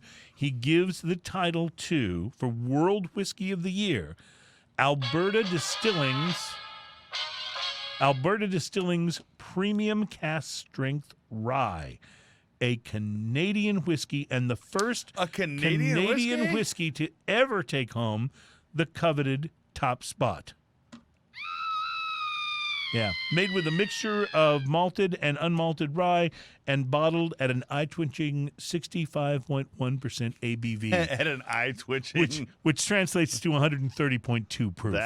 That's huge. Alberta Premium is what it's called. So Nice. we'll have to keep our eyes open for that. If it's the best whiskey in the world, we can get our hands on some of it. It'll be fun to try here on the show. You only need your hands on a little of it at 132. You're right about that. Actually, I'm excited about just having our hands on some of this barley wine here. This is the Bourbon Barrel Aged OE, and it is from Smog City Brewing. We've had Smog City Brewing products on here before at least once, I think maybe twice, and I just remember how fantastic Every time. it has been. So this has got the wax top, so Ian has whipped out the trusty pocket knife, and then he'll have his smoking and toasting bottle opener, and we'll get down to business. It's all about having the right tool for the job, sir. Boy, I have to tell you, we've tried some great stuff on today's show. Today's been a good day This has been one of those for libations. yes, one of those really, really good days. So I'm excited about trying this, and I know obviously you're a barley wine fan, but I don't know anything about this particular one. Whether it is it is OE, so it's Old English. So I'm guessing this is not going to be an American style barley Oh, wine. it doesn't smell like an American style barley wine at all. Ian, for those who have not picked up on this in previous shows, Ian is a huge fan of barley wine, but much prefers the European-style barley wines to the American style. The problem with the American style barley wine They're too is carbonated. that they take a barley wine and then they just toss a bunch of hops in it. It doesn't taste like there's a balance. It's just like, you know what? This is cool, bro. Let's make it hoppy. Like, somebody on the West Coast did that. You can hear it. Yeah, you can hear it in their voice. You can almost hear it. You're absolutely right. Well, I have a feeling this won't be that style. And I can tell you on the Oh, wow, nose, you I can do not think it smell it. is. Yeah, this is. Oh, this smells like is vanilla and caramel and date and dried fruit for days. yes, and all the darkness and Oh, wonderfulness. man. And sticky. You can smell how sticky Oh it yeah. is too. Well, you thought the other thing, the rum that we had was molasses. This may Oh. be even stickier than This the has rum. the mouthfeel of molasses. I love it. Yeah. Oh, wow. So what are you getting there, bud? Deliciousness. I love this. I want to take this home and well, don't look at me anymore. It is really good, and you were right about the mouthfeel. It is So- one of the thicker and more viscous mouthfeels I think we've had on anything here on the show. The caramel finish on it, though, it's like it's got this burnt caramel amazingness right behind all that dark fruit and date kind of thing going on. You know what it reminds me of? You know those candies that your grandmother used to have? They were those caramel squares that were wrapped in Yes. cellophane. Yes. That's what it reminds me of on the finish. It's just got this kind of It's so good. caramel finish. And it's oddly a little more carbonated than I would expect. But the carbonation in this actually works because most barley wines are not as carbonated as that. It's got a little zing on the tip of the tongue when you take a sip. There's so much flavor in here, though. The date and raisin and overripe banana and like all of it. You just get all Cinnamon. of those cinnamon and even just a little hint of that maple syrup vibe. Maple syrup.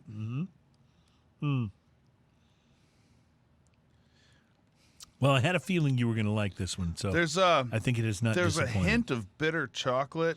Yes, I can get that in a very dark, kind of a grainy bitter If chocolate. I wasn't looking at this, okay, if I literally wasn't looking, okay, so barley wine, I'm gonna pour some more in my glass strictly to show the camera. This is not because I want to drink a bunch more, Sure. but strictly to show the camera. A barley wine's generally not dark like a stout, so this is brown. It's very brown a lot of times, maybe even with a little golden to it. If I wasn't looking at this, I would feel like it had a lot of stout qualities, but missing the coffee. Right. But then it's thicker than a lot of stouts too, as far as the mouthfeel goes. This is, and it doesn't even look like it in the glass, but man, on the mouth, on the tongue, in the palate,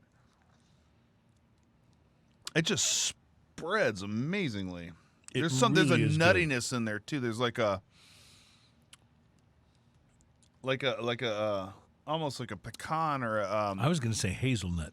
maybe hazelnut. There's something in the back there that's a little nuttiness. It's so complex. Yeah, I love this. Don't look at me. What's the ABV on this, Ian? Does it say on the bottle there? 14.9. Well, so there you it's go. below 15. I'm glad you figured that out. It's below 15. 14.9 is pretty high even for us. You know what's funny is none of us mention how boozy it tastes because it doesn't. It's not real boozy. It's so thick and sweet that it just completely like covers the booziness. It's hard to think you'd be able to make this statement, but I will. It's a barley wine that can kind of sneak up on you. Oh yeah. Usually, you don't think of barley wines as being subtle at all in the booziness department, but this one kind of is. Yeah, booziness is not really one of its characteristics. Like rereading your favorite book by the fire on a cold winter's night or bourbon barrel aged Old English will warm your core and indulge your senses. Spending over a year in barrels, bourbon, OEs, generous malt character, that's apt. Yes. Generous malt character merges with notes of vanilla, caramel, oak, toffee. Toffee's the other thing. Toffee for sure. Yes. I always say caramel, but I confuse caramel and toffee a lot. Toffee's definitely there. They're similar, but like instead of the caramel, then you're thinking more like a what's a Heath bar, you know? Right, which is more the toffee flavor. Yeah, and caramel, oak, toffee, and pecan. That's the nut. See, I said pecan, you were right. didn't I? It's Wow, pecan. check that out. Like a fine port or sherry, each year's vintage is different than the last and will continue to develop over time. Established in 2011, Smog City Brewing Company is a brewer-owned and operated craft brewery in Torrance, California, dedicated to producing creatively inspired and exceptionally balanced beers. You guys nailed it on this one. Yeah, this is Absolutely nailed it. This is so good. I could actually watch Progressive insurance commercials and not get pissed off. Man, I want to put this on my nipples, and they're not even sensitive. Well, that's good. Wait, to did know. I say that? Sometimes good my to know. innies become outies. Sorry. Yeah. You don't have the greatest filter, but that's okay. You're a friend. Well, I think the only thing we can do now that we've had a slightly less than 15%, We have been drinking. and some rum, is we probably should close out the show with drinking news. Now, I've been promised that there's a drinking news. Are you reaching for something, my friend? What do you? Oh, yes! I am beyond excited right now, ladies and gentlemen. The one and only Ian Barry.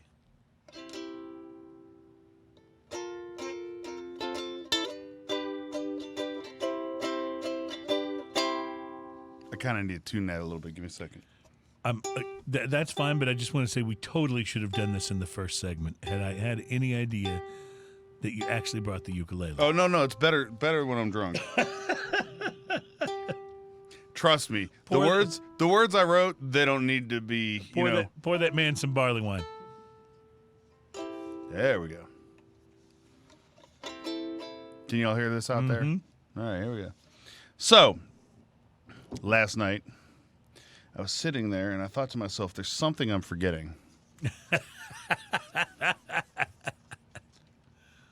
then I thought, oh, yes, drinking news. Yes. How can I forget about drinking news, right? No one should ever forget. So, I sat down and I thought I need to write a drinking news song. And I did. And while I was writing this song, I was drinking. Perfect. So here we go. You ready? I am.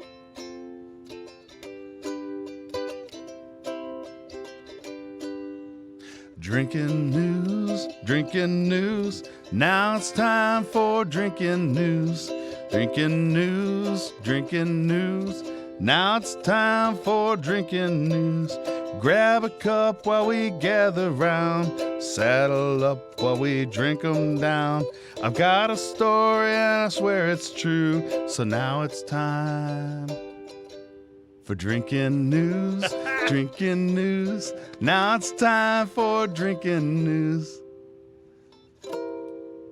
Cheers, y'all.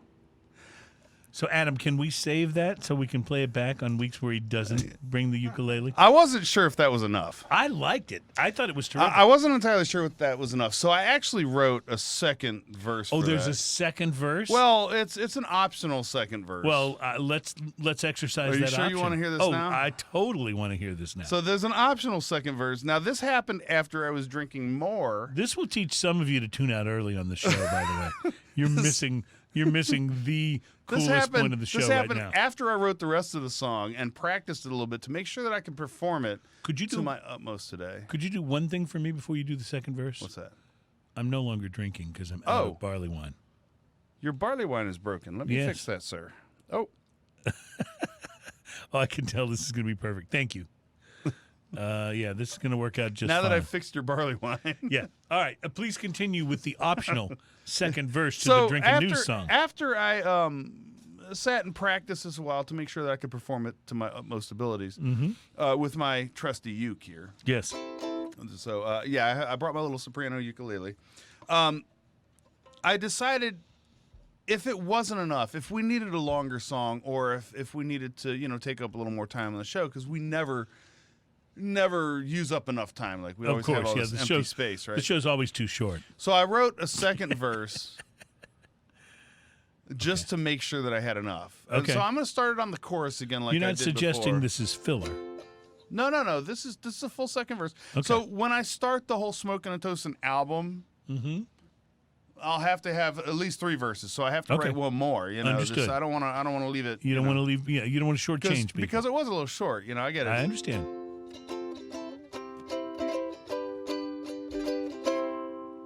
Drinking news. Now it's time for drinking news. Drinking news. Now it's time for drinking news. A Florida man with one arm said he had a gator for a pet. Are you absorbing that one? I'm loving it. Yes. When I asked him about his absent arm, he said, I tried to take my gator to the vet. Drinking news. Now it's time for drinking news. Okay, I love verse 2. Cheers, y'all. I love verse 2. That's fantastic. You have to hit the applause button on the little sound effects there. I have for to me. hit it for myself. You have to hit it. Well, this is the saddest day ever. I have to use this. Here's the thing. I can't reach it, or I would have done it. So you're doing it for me. Okay. You have to make the finger motion. Yeah. Yeah. Thank you. Okay. Well, that is the greatest drinking news intro ever. And the only thing I ask is that you have to record it so we can play it. Well, I thought Either that or you have to bring the ukulele. There has to every be a week. verse that starts with a Florida man. And I liked that verse the best. And then and I didn't get to do it last night, but there's gonna have to be a verse. We're already getting comments. There's gonna have to be a verse that starts with or has something to do with hold my beer. Hold my beer and watch this. And watch this. Yeah, there's gonna have to be a verse. Stan chimes in. What happens if you play the drinking news song backwards? I think that's kind of like if matter and antimatter ever meet. It obliterates the universe as we know it. I don't know what will happen. Well, I thought I had a good drinking news story, but I don't know if it even lives up to the to the hype now, because this is like the greatest episode of drinking news ever, as far as I'm concerned. It doesn't begin with a Florida man, but a father of two, is how this one begins, was completely gutted. By the way, I'm reading this off Vice. Say what? Vice is a very well-respected news source. I see their videos on HBO and on YouTube all the time. They're a very investigative news source type of news outlet. Vice News. A father of two was completely gutted when his penis fell off due to an infection. Is this drinking news or what? Drinking news. Now it's time for drinking news. But he was excited to see his new one. Stop.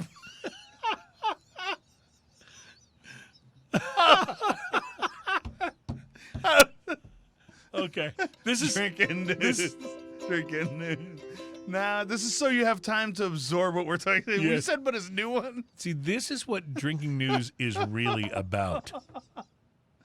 A father of two was completely gutted when his penis fell off due to an infection, but is excited to see his new one grafted to his groin and ultimately used for what it was built for.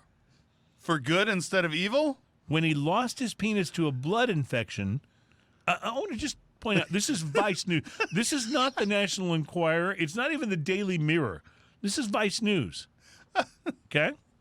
When he lost his penis to a blood infection, Malcolm McDonald underwent a groundbreaking procedure to have...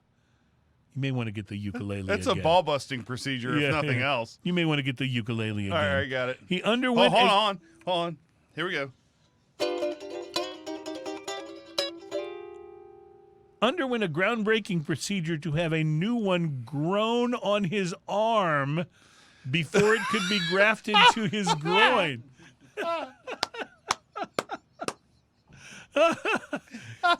Ian is so flummoxed he can't play the ukulele. That you know. Hey, buddy, what's that on your arm? Well, funniest thing happened. Funny you should ask. So when he lost his penis to a blood infection, Malcolm McDonald underwent a groundbreaking procedure to have a new one grown on his arm before it could be grafted to his groin. However, medical delays have left the 45-year-old with the penis attached to his forearm for the last 4 years.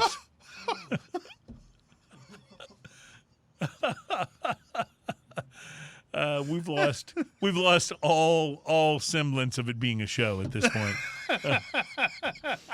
McDonald told the Sun newspaper. What part of his forearm?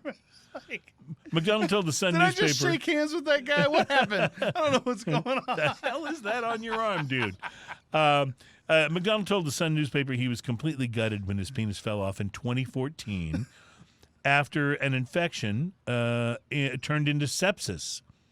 Because I'd been through the devastation of knowing I was going to lose it, he says.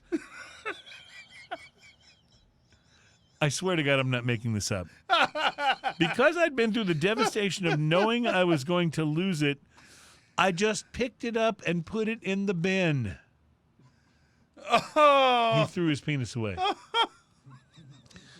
I went to the hospital and they said the best they could do for me was to roll.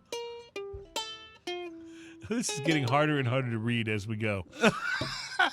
I swear to you people, I did not write this. Did you even read this story yes, before you started? Believe it or not, I did. I can't believe this story. This is crazy. I believe it or not, I did read this. I went to the hospital and they said the best they could do for me was to roll the remaining stump up like a little sausage roll. It was heartbreaking. I just want to point out that you with that little ukulele, you look like a giant man with a tiny guitar. Is what it looks like. It is tiny, isn't it? It is tiny, yeah. The father of two turned to alcohol, feeling like a shadow of a man for the 2 years after losing his penis, until his general practitioner referred him to Professor David Ralph, a phallus construction expert at University College Hospital, London. Dr. Ralph, who in 2018 had created a bionic penis for a British man. What the? What? You know, it's actually a good thing we didn't do this in the first segment. A bionic penis? I'm just reading the article. And again, I want to point out. I'm trying to drink barley wine here, and you're talking about bionic penises. This is not from the Inquirer. I just want to point that out. Or the Weekly World News, or any of those. This is the best story ever. Dr. Ralph. Bionic penises and all kinds of stuff. Dr. Ralph, who in 2018 created a bionic penis for a British man who was born without one, told McDonald he would be able to build him a penis out of skin from his left arm. We can make him stronger, faster. Doctors were able to roll this skin. He could be in, done, and out in 30 seconds. Doctors were able to roll this skin containing nerves and blood vessels into the shape of a penis before attaching a urethra and 2 tubes that would allow McDonald to pump the appendage into an erection. The plan was to attach the penis to his groin in 2018, 2 years after it had been grafted to his arm. However, he had I'm not comfortable when you put your arm around my neck. It's just weird to me. However, he had to miss the scheduled surgery due to illness, and it kept being pushed back for other reasons. A UCHL spokesman told The Sun that McDonald had missed or canceled a number of appointments to complete the procedure pre-lockdown. Now there's lockdown, so they say we're going to try to rearrange his surgery as soon as we're able. Now that services fix his fucking arm. are gradually returning closer to normal following lockdown. I'm sorry about the language, but I had to say that. Okay, I'm going to read you one more paragraph. Oh, God. No, come on. You're killing me. Okay, 2 more paragraphs. The delays have been hard to deal with, McDonald told The Sun, adding that he's unable to run because the penis waggles about and that he cannot go swimming or wear a short-sleeved shirt. However, he did say... Excuse me, sir. Is that a penis in your sleeve, or are you just happy to see me? He did say, when I saw it on my arm for the first time, I was so proud. I took to it so much, I nicknamed it Jimmy. That was what me and my mates called each other growing up, and this penis was definitely my new mate. Drinking news. Now it's time for drinking news. Drinking news. Now it's time for drinking news. Grab a cup, gather round, saddle up while we drink 'em down. I've got a story and I swear it's true. So now it's time for drinking news. Drinking news. Now it's time for drinking news. I'd like to consider Cheers, today's. y'all. Oh, I didn't mean to interrupt the cheers. That's good. Every song we have for Smoking and Toasting has to end with cheers, y'all. It should. It's the way it should. I'd just like to say that I consider this segment of Smoking and Toasting to be what we could officially call a reward for those who stick around to the end of the show. I don't know. I feel damaged after this I don't episode. know how valuable that reward is, but I just like to point out I can't attest to how true the drinking news stories are, but they are all stories I've found in at least quasi-legitimate publications. And I'll repeat, I was getting this one from Vice. Vice has a deal with HBO. They're like a real serious thing. But as we have pointed out before about drinking news isn't always about drinking, but it's always a story that goes best when you are drinking. And certainly that was the case for us today. Have a great week, everybody. We hope you enjoyed the cigars under $8 list that we provided for you. And I hope you'll go out and buy some of those cigars and enjoy them. And I hope you'll go out and support our sponsor, MyCigarShirts.com. Ian, this was a fun one. Yeah, I had an absolute blast. I don't even know what to say after that story. I'm still a little lost. 203 is in the books. We'll see you next week. Have a great one, my friends. And as we like to say, cheers, y'all. Cheers, y'all. Sunshine is so good to you. Whatever happens, don't leave it so soon. That's the best story ever. It's alright. Stan sins, man with bionic penis. Hold my beer. Watch this.